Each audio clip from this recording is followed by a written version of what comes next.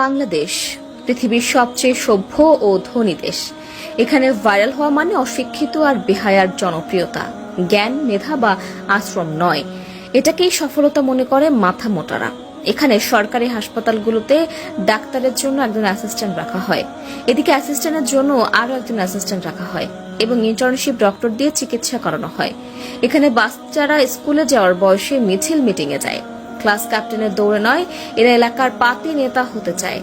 এখানে স্কুল এবং কলেজগুলোতে ক্লাস টিচারের কাছে প্রাইভেট না পড়লে আপনার জীবন তেজপাতা বানিয়ে দেওয়া হবে।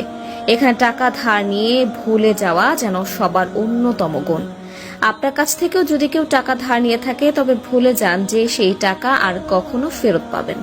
এখানে ছেলে মেয়ে একজন আরেকজনকে জানু, মানু, সোনা, জান এসব বলে তাদের যৌবন শেষ করে দেয়, আর বিয়ে করে 40 বছর পার হয়ে গেলে এখানে দুজন গরিব মিলে আরো 5 থেকে 7 জন গরিবের জন্ম দেয়।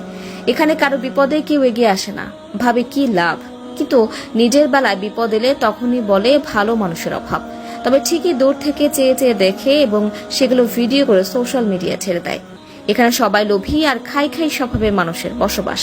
যাকেই বিশ্বাস করে সামনে এগোতে সাপোর্ট করবেন, দুদিন পর তার কাছ থেকেই পাবেন করাপশনের আওয়াজ। এখানে নিজের সমালোচনা বাদ দিয়ে অন্যের সমালোচনায় সবাই সারা দিন ব্যস্ত থাকে। এখানে শ্রমের যথাযথ মূল্য